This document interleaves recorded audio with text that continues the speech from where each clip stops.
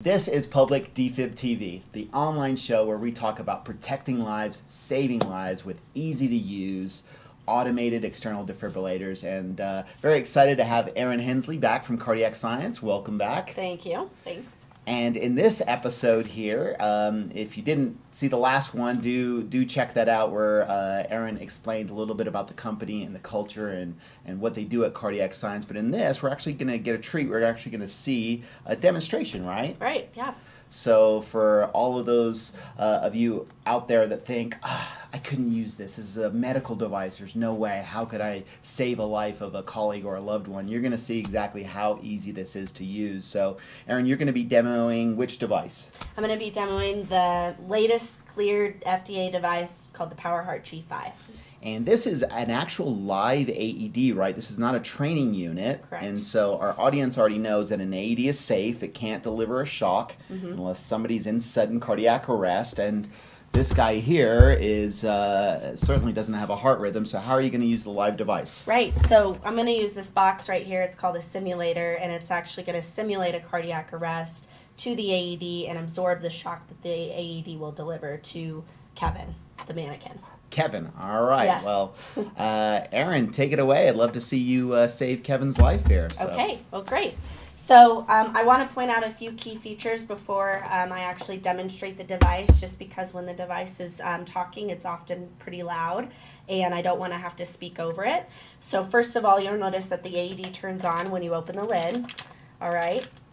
Secondly, the shock will be delivered automatic, so there's no button that's going to need to be pushed here.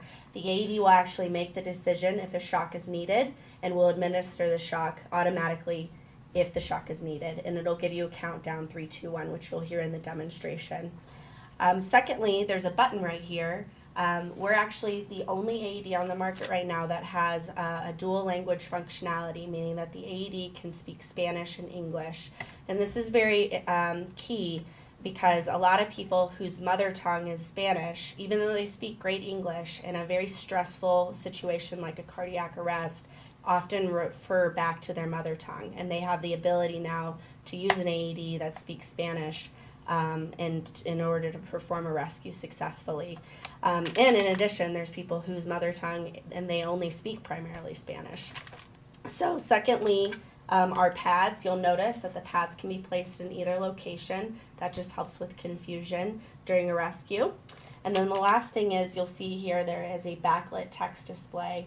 So oftentimes cardiac arrest can occur in a very loud environment, and the text display allows you to still see the prompts even though you might not be able to hear them.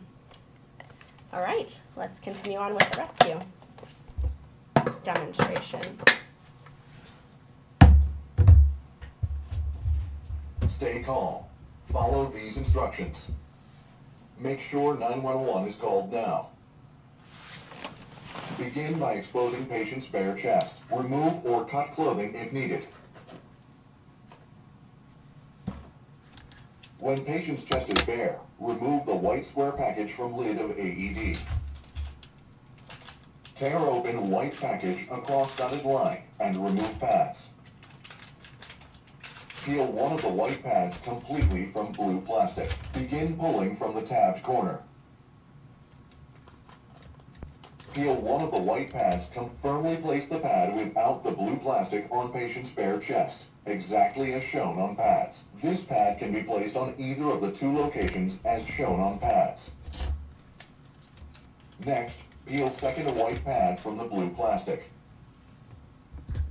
Firmly place the second pad on the other location exactly as shown on pads. Plugging in the simulator. Make sure pad connector is plugged into AED. Do not touch the patient. Analyzing heart rhythm. Please wait. Do not touch the patient. Analyzing heart rhythm. Shock advised. Do not touch the patient. Shock will be delivered in 3, 2, 1. Shock delivered. It is now safe to touch the patient. Remove green square package from lid of AED. Tear open green package and remove CPR device. Place CPR device on center of patient's chest between nipples. Place heel of one hand on CPR device. Place heel of other hand directly on top of first hand. Lean over patient with elbows straight. Press the patient's chest down rapidly, 1/3 the depth of chest. Then release. Give compressions as instructed. Start compressions. Press, press, press, press, press, press, press, press, press harder and fully release. Press, press, press, press, press, press, press, You can press, switch to press. Spanish.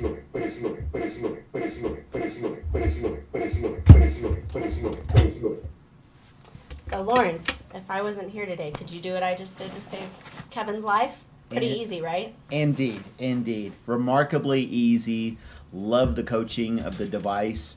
And so tell us a little bit about this technology. So first, observations, right? I think that in a church setting or in a corporate setting or in a government setting, how easy those prompts were with both the text screen, like you pointed out, and the voice prompts that were guiding you through step by step. You know, really remarkable. And it was also coaching through CPR, so it was a metronome for the right rate. So tell us a little bit about this device. What does the device do? It's called IntelliSense ICPR. ICPR. So what this device is actually going to do is it's going to help you do CPR. It's going to give you feedback in 3 critical areas that a lot of people have questions about when they are doing CPR. The first one being rate. Am I doing compressions fast enough? Sometimes the metronome isn't enough. You get behind or you get too slow or too fast, and it gives you a little reminder, hey, you're going too fast or too slow. Secondly, it does depth. What is 2.4 inches? That's the American Heart Association, between 2 to 2.4 inches. It's hard to gauge that without something telling you what that depth truly is. And the CPR feedback device will let you know if you're out of that range at any point during CPR. And then the last thing is fully recoiling. So the 2015 guidelines from the American Heart Association, they put a very large emphasis on fully recoiling. Essentially what that means is your heart is full of oxygenated blood, and if you don't allow it to fully refill with oxygenated blood before you compress once again, you're not getting a true quality compression. And so the CPR feedback device will remind you if you're not fully recoiling off the chest.